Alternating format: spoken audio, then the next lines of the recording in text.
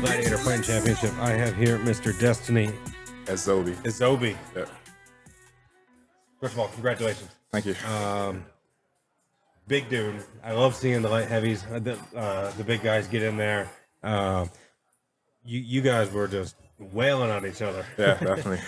Talk to me about it. Like, what was your experience in there? Like, how do you feel coming out of it? I can barely even remember what was going on. Yeah? Yeah, I was just going in there, just fighting, just kind of responding to what he was doing.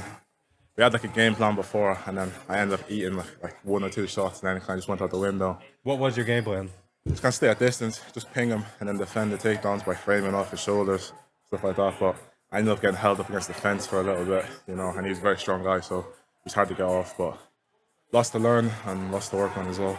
Absolutely. Like, so talk to us about like what was it like being pinned against the cage and the ground against another dude who's so like you how much, what do you weigh? What did you fight at today? What did you weigh? Around 98 kg. Yeah. Big dude. Like, what's it like having another dude, pinning against the wall and then just trying to beat the shit out of you? Like, how were you feeling in that moment? Just trying not to get taken down. That's really it, yeah. Because I got taken down the first round, and I just didn't want that to happen again. So I was just fighting for my life, just to stay up and not get taken down again, and land them little shots as well, just to add up on the damage. But on the feet though, I felt like I was winning kind of comfortably on the feet when we were just trading. So yeah. Absolutely. So. Would you consider yourself kind of a striker, or do you kind of prefer the wrestling? Or I trade MMA, but I'm a bit more natural when it comes to striking. But we train all that of it though. So, yeah. Right on. So, what was it like? How did you feel going into the second round after you kind of feel you felt each other out a little bit? Yeah. Like what were you thinking then? Like did you kind of underestimate him, overestimate him? Like what was it like? No, I didn't underestimate him at all. Kind of knew what he was going to be like.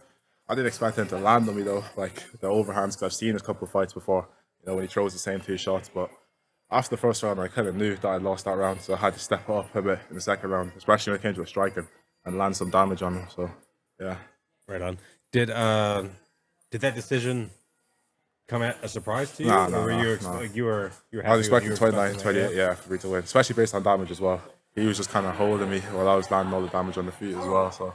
Right on. Yeah, no, I think I'd agree with you there. Yeah. So, what was it like, or what was I say? When you were in there and like your decision making, like you're were you trying something that wasn't working, and then how did you switch it up?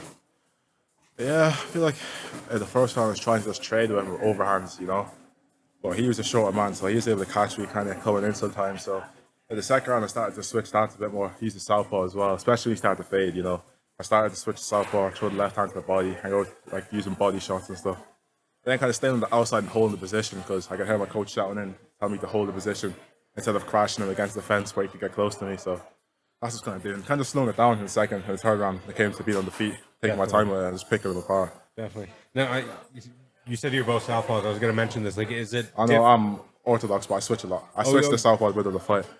Right. Now, did you would you practice against someone else? Would you spar against another southpaw to try to get it? Because it's not totally it's not uncommon, but it's not, you don't see it all the time where you get like two southpaw stances together. Like, yeah. What how'd you prepare for that? No, I always spar on southpaw and orthodox. I switch the whole time. Yeah, but I'm naturally orthodox, but I always switch my fights because it's kind of hard to get reads off southpaw. It's hard to fight against the southpaw, so I always like to switch. Okay, right on. So what's one thing you're taking out of this, like that you're gonna hone in on in your training coming up? I need to get my base lower. When it comes to being held against the fence, I get my base lower and just keep fighting out of them positions, getting held against the fence, and then learn how to stay a bit better at range when it comes to striking. Just picking them apart from a distance. That's really it. So we did very well in there. Thanks, it looked really good. Congratulations. Thank you very much. You did a fantastic job. And look, man, until next time, all right? Yeah, definitely. Thank you very much. Yeah, absolutely. You want to shout anyone out or say? Shout out to Sam the Ninja. Shout out to Darren, Liam, and Shay as well for helping my corner. Yeah, that's it. Heck yeah. All right, and everyone, make sure you check out Original Animals. grappling wear. They were happy enough to sponsor me today and sponsor a giveaway that I had. So I really appreciate it. Check them out. Make sure you follow them, Original Animals, and then check out the website, originalanimals.co.uk. All right, man. Appreciate it. Thank you Until very next time, okay? Thank you. Have a good one.